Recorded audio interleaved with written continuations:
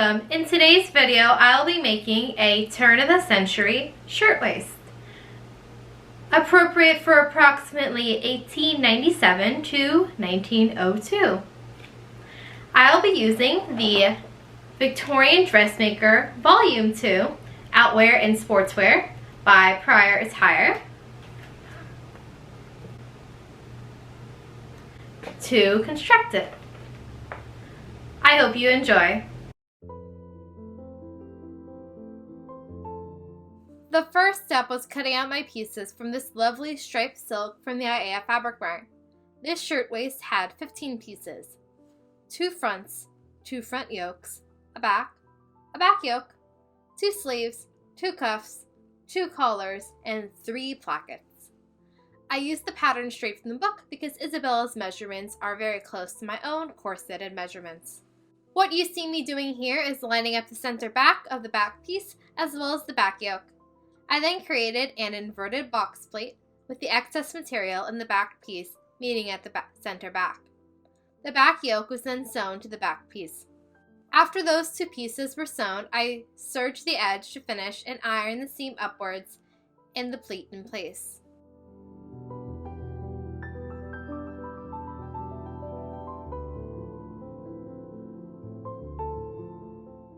And apparently I lost the entire footage of the front part of the shirtwaist, so here's a screenshot of the front. I used the divide and conquer method. I folded the front yoke in quarters, then the front piece in quarters, matching up pins and pleating the remaining material. My pleats folded out towards the sides because I found that the most flattering.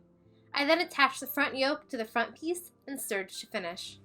Now onto the front plackets. 2 of them got interfaced. 2 of the plackets, one interfaced and another not, got sewn right sides together along one long edge. The interfaced placket then got pinned and sewed to the left front piece. Note, this placket goes all the way to the neckline.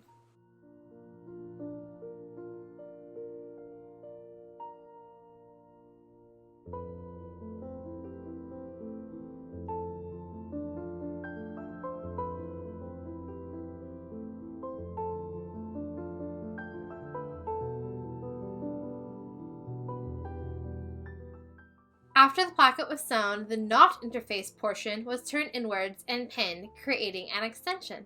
This is where buttonholes will be in the near future. The placket was then sewn by hand. The right side of the shirtwaist was finished in a similar manner, with the 3rd placket strip being sewn, turned inwards, and finished by hand. The placket in this case did not create an extension, but finished and reinforced the front edge of the shirtwaist, which will eventually get buttons.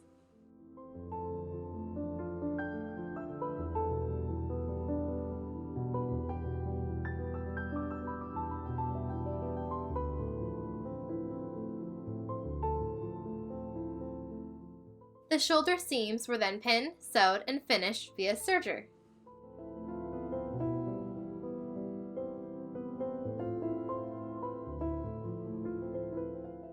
Now onto the collar. One of the pieces was interfaced with a heavy collar interfacing, the other's edge turned inward by ½ inch. Looking back, I could have used some collar stays, but frankly, the collar is pretty stiff without them. The 2 collar pieces were then pinned and sewed together. After the collar was sewn, I clipped the curves and ironed it. I didn't sew the front points because I had a sneaking suspicion the collar was too long.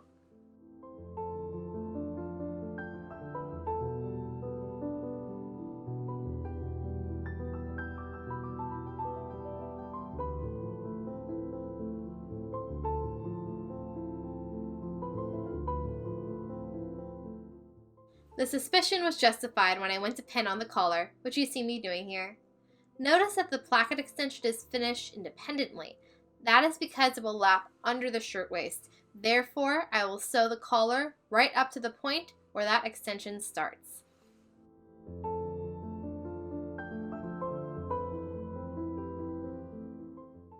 After the collar was sewn and the front flaps closed, I pinned away the excess fabric in that area, clipped the seam, and ironed the collar some more.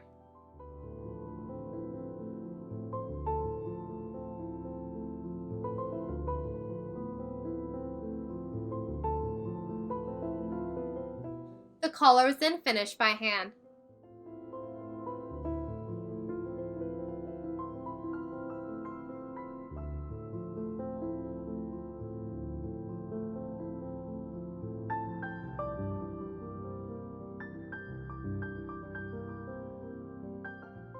After finishing the collar, I pinned and sewed the side seams, which are much easier to do after any collar or neckline work. The side seams were then finished via serging, like all the rest.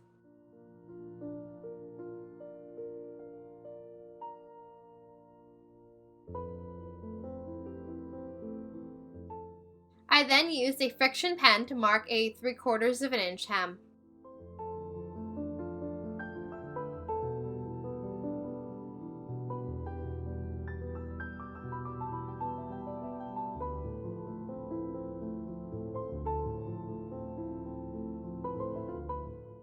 The hem was then ironed in place and pinned.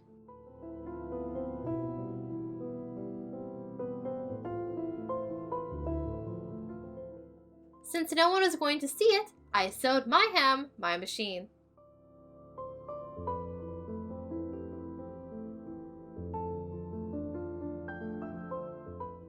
Now that the main shirtwaist is done, I turn to the sleeves.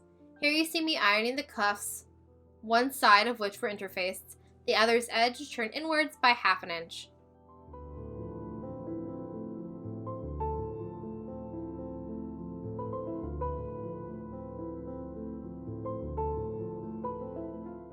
I then gathered the sleeves by hand with 2 rows of stitching until they were the length of the cuff and pinned them together.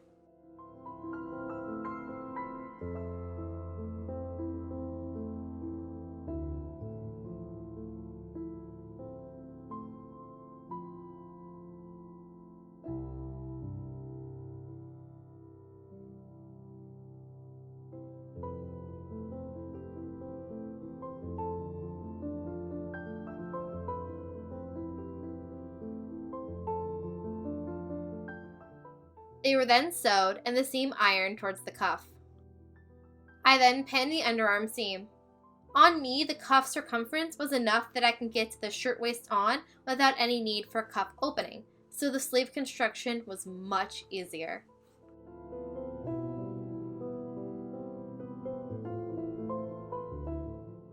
After the underarm seams were sewed, they were finished via serging.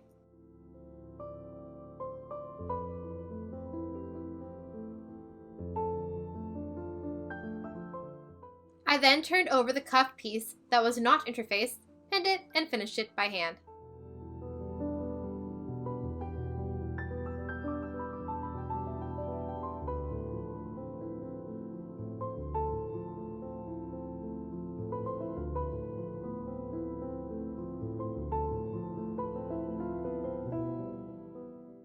The sleeves were then set, matching underarm and shoulder points.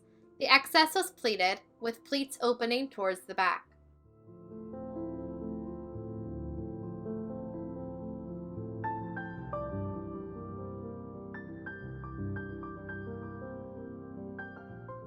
The arm side was then serged to finish. Now all that was left were closures. I used this cool tool to mark my buttonhole placement onto the placket extension.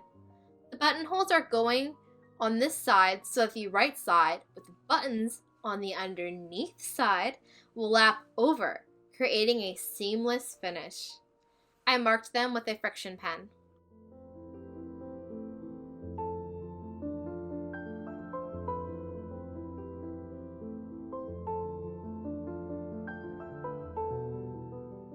After they were sewn, I put a pin at the ends to avoid ripping them open, then used a seam ripper to open them.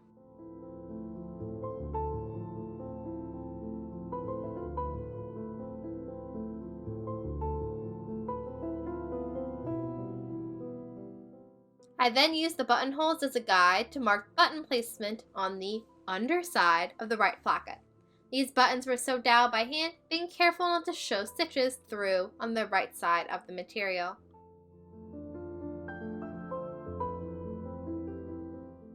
Here is how the buttons looked once sewn on.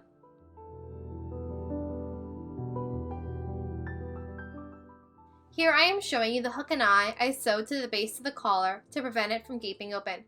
You can also see how this weird button placement works. It's a little work to get into, but the seamless, "where's the closure" look is worth it. The final step of the shirtwaist was to sew, in my case, by machine, a piece of twill tape to the center back of the shirtwaist just below the waistline. The purpose is that you tie this piece of tape to hold the pleats in position you want them before putting on your skirt so they don't move around and get messed up. As always, everything I'm wearing in the reveal will be linked below. Thanks for watching.